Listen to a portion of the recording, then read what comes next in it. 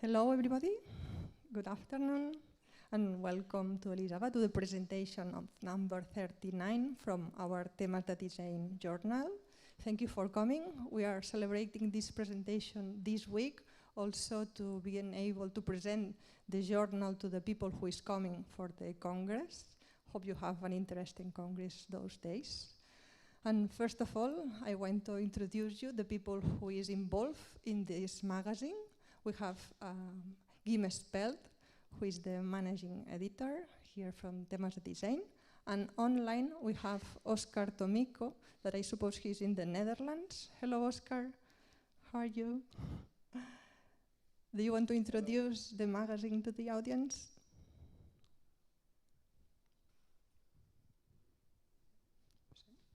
Yeah.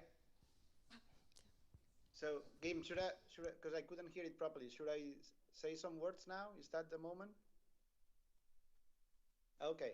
So, yeah, so just a brief introduction. So, since 2018, Temes de Disseny is an open access, peer-reviewed, and it's been actually recently indexed in Scopus. And it's a design journal that was set with the goal to showcase cutting-edge articles that foreground research through design. In this journal, we welcome submissions in the form of original papers, state-of-the-art, case studies, pictorials, and provocations. And the aim is actually to make bridges between other disciplines and design research, between professionals, early-stage researchers, and consolidated researchers, but also between cultures. This journal is written in Spanish, Catalan, and English. And all we do with the highest visual quality. And it's important to point out that the studio behind the graphic design actually won't allows for the look and feel of this journal. This is actually the last number that I'm going to be involved as editor-in-chief, and I want to thank you, Laura Clerias, Guim Spelt, and Dana Esparza for joining me in this endeavor for the last 7 years and get actually 6 excellent numbers published. And just for you to know, just a recapitulation. So we've been publishing about material interactions, about AI and other emerging digital technologies, about design and futures, about like activism and the invisible conflicts that populate our world, and also about care that goes and jumps into planetary well-being, and also this number that will be explained now, which explores further this idea of design as a world-making agent. So with that, my part is finished, and my involvement in the journal too. And I want to pass the word to Danae to introduce this number. Thank you, Oscar, for the presentation and also for the great work you've been doing those years with Laura. And thank you also to welcome me in this last number. And I've learned a lot working with you. Thank you. And now we are going to speak about this 39 number, the last we are publishing, that it's about emerging habitats and a design as a world-making agent. And this number has been proposed, and the guest editors of this number are Roger Paez and Mariana Matullo, who will in short introduce briefly the structure of this issue. And I want to introduce each of them. Roger Paez is a PhD, architect, professor, and researcher. Here at Elisava, he is the leader of the Research Lab Design for City Making and director of the Master of Ephemeral Architecture and Temporary Spaces. His main research interests include temporary space design, public space, operative mapping, game-based formats, and the articulation between artistic and architectural practices. And we have the pleasure also to work this number with Mariana Matullo, who is a PhD. She's working at the new school at Parsons School of Design in New York. She's academic dean of continuing and professional education and associate professor of strategic design and management. Her research and teaching bridge the art and design education and management disciplines and studies the role of a design attitude as a cognitive approach to social innovation and organizational learning. So I will ask them to introduce this magazine and also the structure and the different contributions that this journal contains.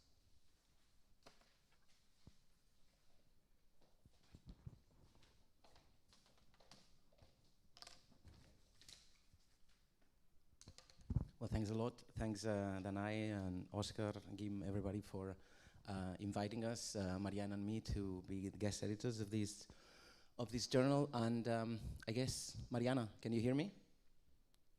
I can hear you. I cannot okay, see so you, interrupt me whenever you can, or whenever I'm making a fool of myself. Okay, here's Mariana. You see her in the little screen.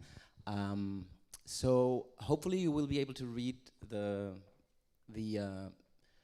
magazine, the journal, I mean, and the editorial. So today, I guess the idea was to more informally address the questions that interested us and that we suggested to the editors-in-chief for this specific number.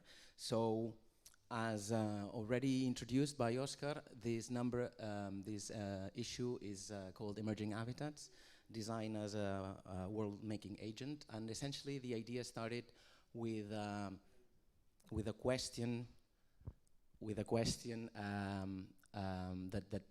I guess that we're all trying to address, which seems to be related to how the world seems to be coming apart as it seems in many ways, at many scales, and through many different, let's say, crises and challenges of planetary scale and of a level of complexity that sometimes seems paralyzing. On the other hand, we also believe very much, and we want to believe very much in design's ability and capacity to make sense of the world that we live in, and through making sense of it, through understanding it, also finding ways at transforming it. So the question of agency, the question of active change was very important for us in the beginning. And so immediately when Mariana and I started discussing this basic approach, it was quite obvious and quite patent that there is no such thing as the world. So I mean, maybe there's many worlds, or as many worlds as we can imagine, and the world itself is a construction. It's a material construction, but it's also a narrative construction. It's also a cultural construction. And in both spheres, let's say the material sphere and the more, if you will, narrative and symbolic sphere, design has something to say historically, and we think that it has a lot to say right now. Specifically because design has got the ability to, and especially in recent years, it has explored quite a lot of intersectionality with other kinds of disciplines that traditionally were not directly related with design.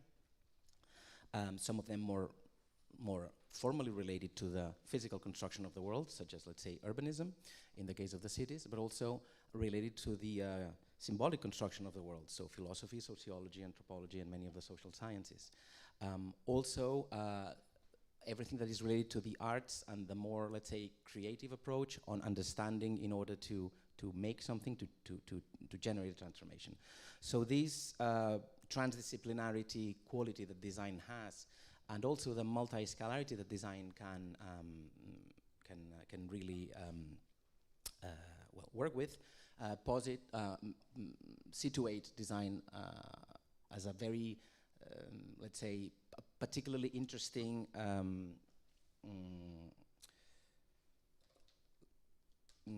how can I put it?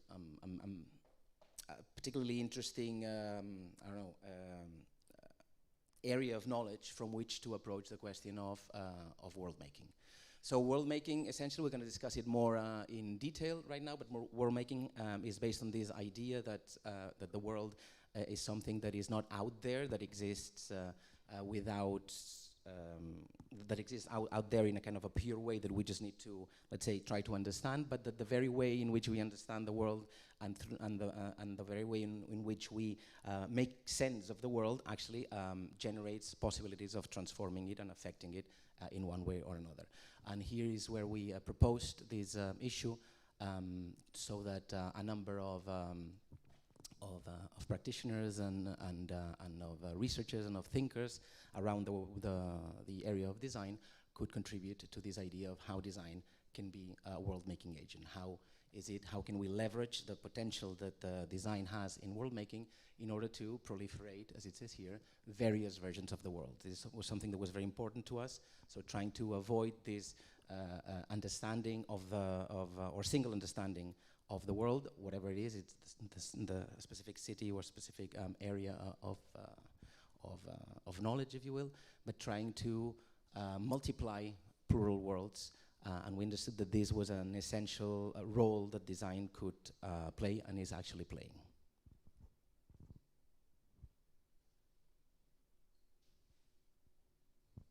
Mariana, do you want to continue with maybe talking a little bit about the authors that we had and the kinds of contributions, or the main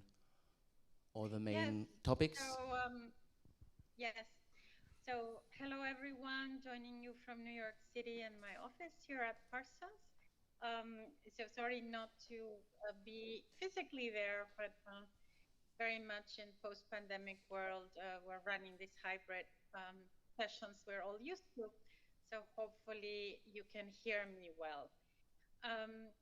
So first of all, I want to add my gratitude and sort of kudos to the editorial team of Temes. It's been my privilege to work with everyone and bring and see how this issue came to life, and thank Roger for his partnership as co-guest editors. It was really a privilege to be part of this endeavor for the last year. And building on what Roger just mentioned, this was a very, I believe, sort of provocative and important call that we conceived together. And it yielded an incredible set of responses from the community internationally. And as co-guest editors, we had the important task and the difficult task sometimes about, reviewing all of the contributions that came in and making the hard decisions on the selection to uphold the quality and the vision of this journal, but also to then think about, once we had that group, that overall body of work and research that runs the gamut really from quite research-driven and academic pieces to trailblazing, state-of-the-art contributions and pictorials, as is the tradition of the journal. And so the question for Roger and I was to think about organizing and structuring and bringing sort of an underlying meta narrative to the issue. And you can see on the screen here what we came up with, which are these 6 critical themes that Roger and I will just briefly mention in the next slides.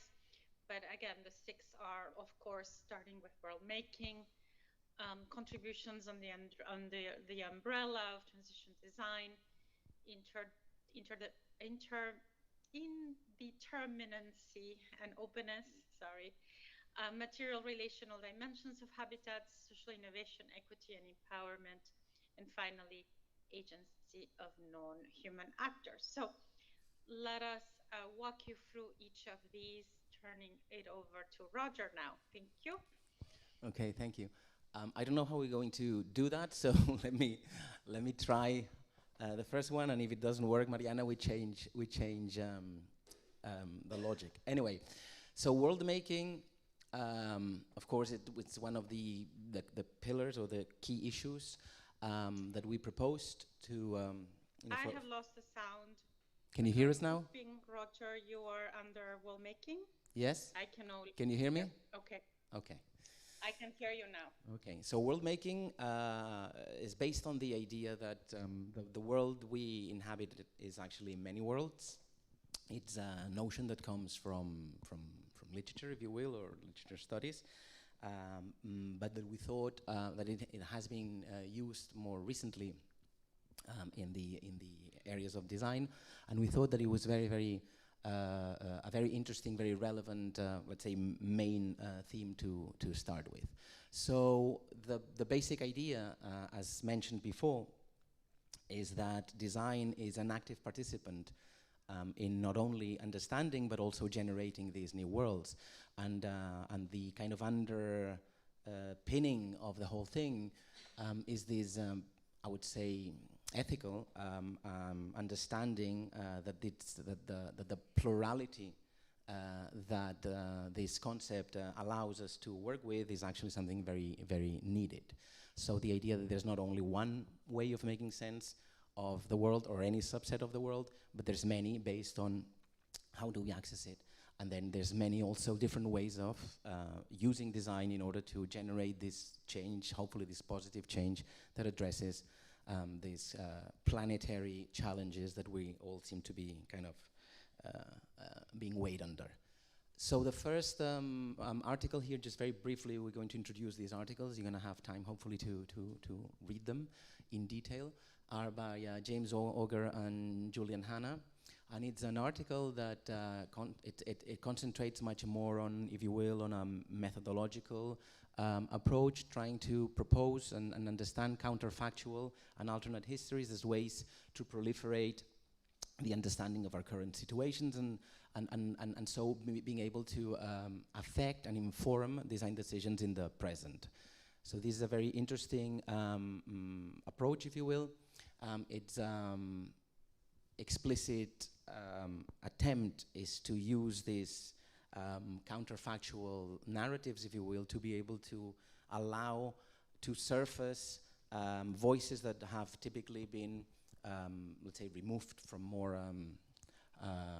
more dominant narratives of how the world is or what happens within it. So so it's a very interesting, let's say, more theoretical, if you will, methodological based approach, but it's very much proposed as a tool for practitioners, for design practitioners.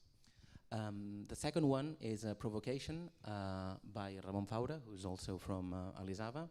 And it's quite a radical, let's say, proposal, as the title already addresses. I would prefer not to design it, where essentially using the specific history or contemporary history of the chair as one of the prototypical, let's say, designed elements, the typical, you know, the first exercise in the first year scores in most design schools, essentially. So it begins to understand the underpinnings of why chairs have been designed in different parts of the world. It's concentrating a lot in Europe, but also in Japan. And it ends up proposing some kind of designerly epoche, if you will, some kind of distancing, some kind of active inactivity, if you will, or positive inactivity. So sometimes, rather than trying to understand how can we design or how can we best design something, it bears the question of how could we not design, or would we really need to design? Back to you, Mariana. So if we go into the second sort of big theme, it's organized under the field of transition design. And as we know, this is a field of inquiry that is gaining increasing prominence, especially if we think about the theme of this issue of world making. And here we have a collection of contributions that were selected that point to the power of transition design in really getting us to think about designing in systems, with a systems view, in the context of increased global complexity across social, economical, and political logics. And there's a range of contributions. So Madeleine Sides, who's a PhD doctoral candidate at Carnegie Mellon, presented a very interesting case study that looks at the notion of theories of change and ecological restoration. Hilary Carey, in her piece, Social Design Dreaming, Everyday Speculations for Social Change, takes on important questions that are a range in debate, especially in my country here in the United States, around questions of race, right, and social justice. And this is a series of more practitioner-based workshops that give her an opportunity to bring the transition design lens into her inquiry. And then finally, the last piece is not per se calling out transition design by Dustin Jessen and Sven Quadflig, but is connected to questions of transition design and brings to mind a very interesting sort of debate around the contested concept of design literacy. So it is a piece that would connect more into the design studies realm, I would say, and really very insightful. The next theme, turning over to Roger. Yeah, the theme that we organized, or that we used as a way to organize the many contributions that we got, was indeterminacy and openness. And this was very relevant to us because... and I cannot hear Roger, sorry. Okay.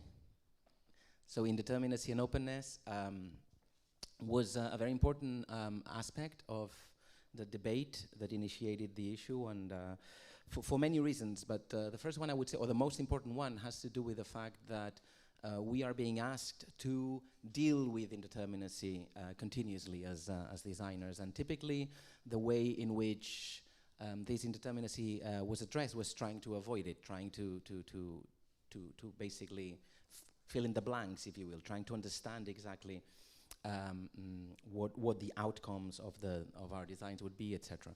And we were interested in understanding and working also with this idea that the very notion of indeterminacy and the very logic of openness can actually be and should actually be a core of design. So we don't need to, let's say, avoid it, avoid the doubt and the indeterminacy, but actually harness it, if you will. So in this sense, the first contribution that we chose was a team based of Romania, led by Maria Mandea, called The System in the Room, Play as a Tool for Exploring the Concept of Urban Systematization. And that was actually very interesting proposal. That's a game-based format in order to inform an exhibition design about certain ideas of urban systematization in socialist Romania. So it's not so much related to, let's say, the content of the exhibition, but the fact that the format of the exhibition was using these playful approaches in order to access the content. And in this sense, it's a very interesting proposal to see how we can design the system that allows for something to happen without having to design what happens precisely, and leaving very much open let's say, the input that the participants may have. The second one, From Anthropocene through Aerocene through Biocene, Critical Reflections on the Future of Air Mobility by Paolo Cardini and Irina V. Wang, is using play as a scenario, essentially, in order to generate certain radical ideas of future, both desirable and non-desirable futures, based on this idea of the Aerocene, how we're beginning to, I'm afraid now, colonize the airspace, which was kind of the last frontier, and so how could we be critical and trying to generate proposals that avoid the typical extractive logic that we have usually as humanity anyway taken in the Anthropocene. So the fourth one, which I will also take, it's called Material Relational Dimensions of Habitats, and here essentially the idea is, when we talked about habitats, we're trying to find an umbrella concept or a word that would allow us to incorporate or include very formalized habitats, so cities, for instance, or other kinds of ways in which people choose or not choose to live together, but also a much more open understanding of, let's say, inhabitable ecologies that not only are related to humans, but also to everybody else, all of the other agents in the world, and also we could maybe stop thinking in terms of city versus let's say countryside, or the artificial city versus the natural landscapes. So in this case, we were trying to address how habitats always imply this imbrication of material and relational aspects or dimensions. No? Habitats are made up of materials, of things, of structures, but also they're made of social relations and narrative and symbolic, let's say, horizons. So here we have two articles. The first one from a team directed by Ferran Altarriba is a pictorial called The Wild Probes, toward a collection of hybrid tools for situated, caring and playful co-design within the forest, which kind of, the title says it all. It's essentially that. No, I'm not going to repeat it.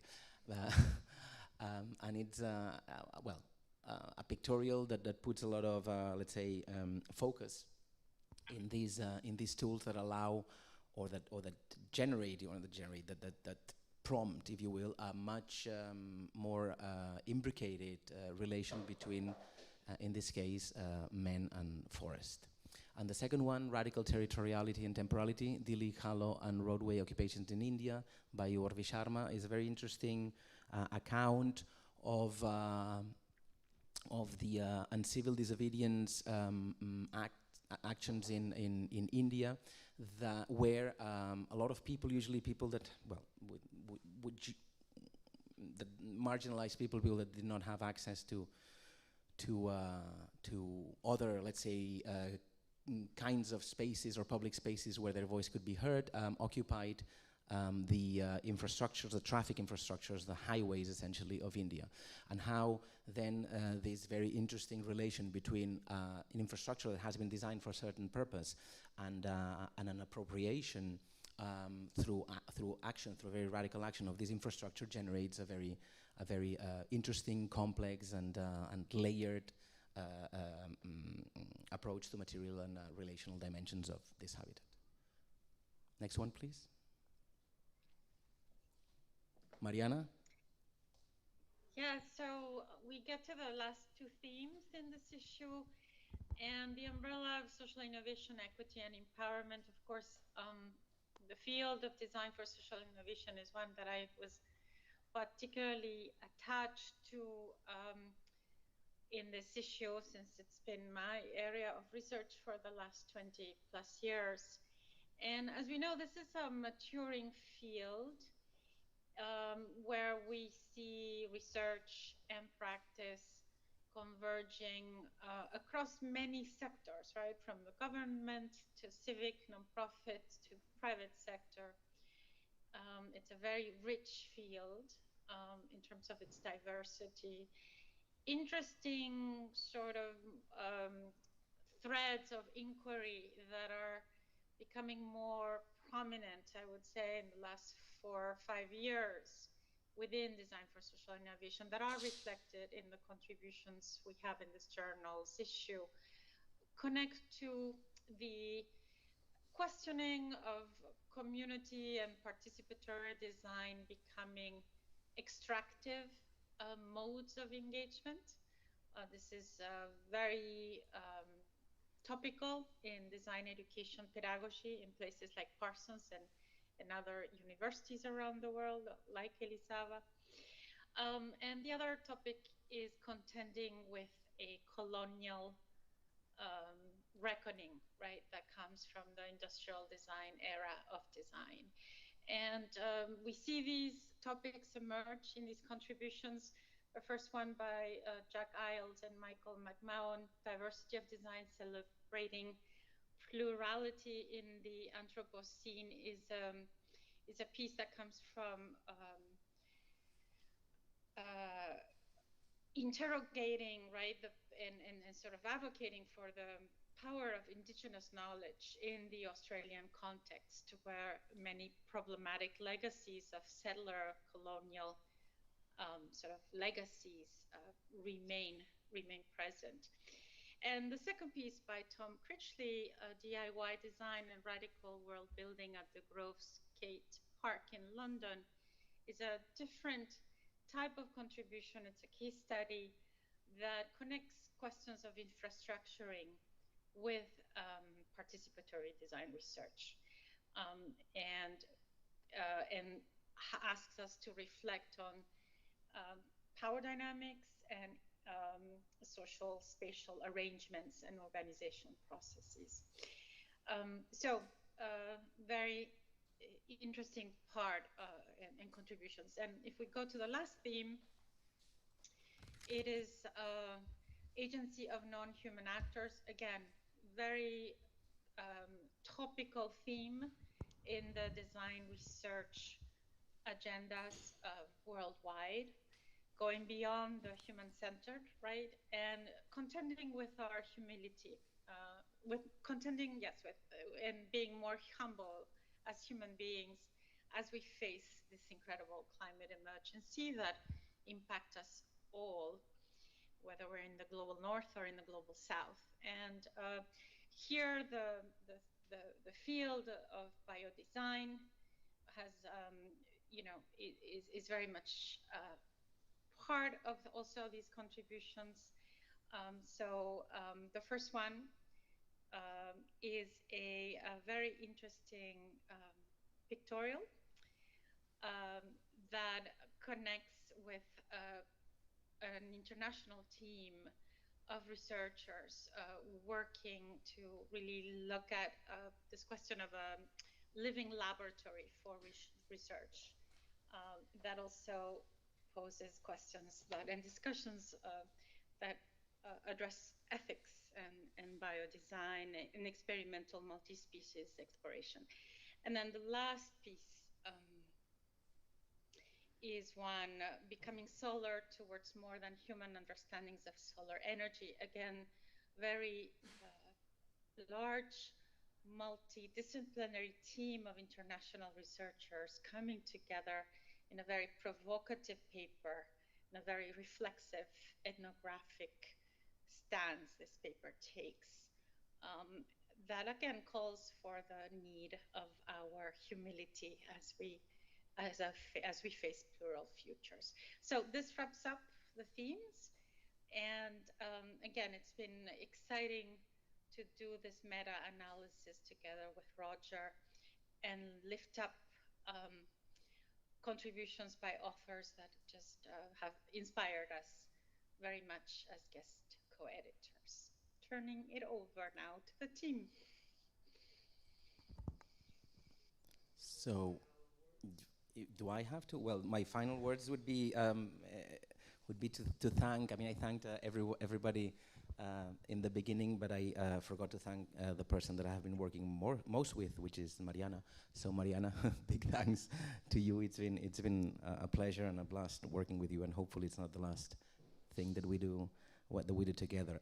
Maybe just as a final sentence in a nutshell, this special issue maps some of the current trends of design's world-making agency, and more importantly, claims its relevance in the material and social cultural construction of the worlds in plural in our midst. And this is what we have tried to do within our limited capacities and the very limited number of pages that GIM allowed us to use, even if we know it's a thicker volume than usual. But this is also something worth saying. I think that Mariana maybe pointed it out, but we have really received a lot of proposals for this call, which on the one hand is really, well, it's great.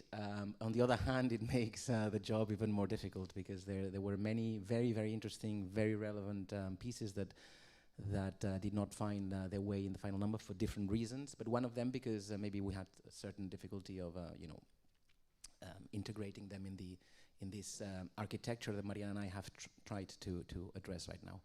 In any case, thanks a lot. It has been a pleasure and a pleasure working with all of you. Thanks.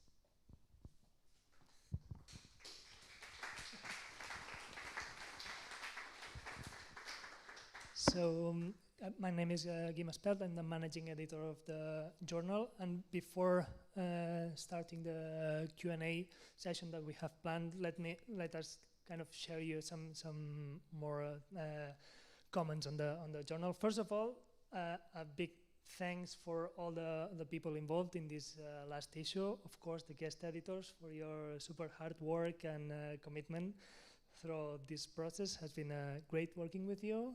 So I don't know what to say to Mariana, but thank you as well. Of course, all the authors, the contributors, without whom this issue wouldn't exist, for sure, and also for the easy communication that we had. Also the reviewers that we had. This is a peer-reviewed journal. We had 2 reviewers for each of the articles, so and their kind of invisible work is crucial for a journal like this, but so also big thanks for all of them. The graphic design by Alberto Magosa, who's always kind of uplifting the contents in a graphical way. The translators who allow us to read it in the language that we feel more comfortable with, and also the communication staff for helping spread the word about the calls and also about the final issue. So a big thanks to all of them, and this is not working, so I will do it the old way. So where can you read all this? Because now it's a time for reading. You can download the full issue at the Elisava's website. You can go to the journal's specific website, which is tdd.elisava.net, where you can find the articles individually in PDF, as many other journal websites, and also at shop.elisava.net, which is for sale in a paper format, which we also edit this format. And these days, today, if you want a copy of this, you have at the end of the corridor. You can grab one at a 50% discount. So it's nice to know if you are interested in. If not, you can have the paper on the website or completely for free on the digital edition. And then, yes, we are not stopping the wheel, so we are now planning for the next number. We have an open call now currently open, which is for number 40, which is a round number, and we are very happy to be there. And it's about the role of the designer in society, ethical, theoretical, and practical perspectives. So this is going to be guest edited by Bori Feher from MoME, Jonathan Ventura from Shankar, and Ariel Gersensbeck from Elisava. And this is a team that is also working in an European project related to this topic, so we are very happy to kind of bridge this journal and European projects at the school.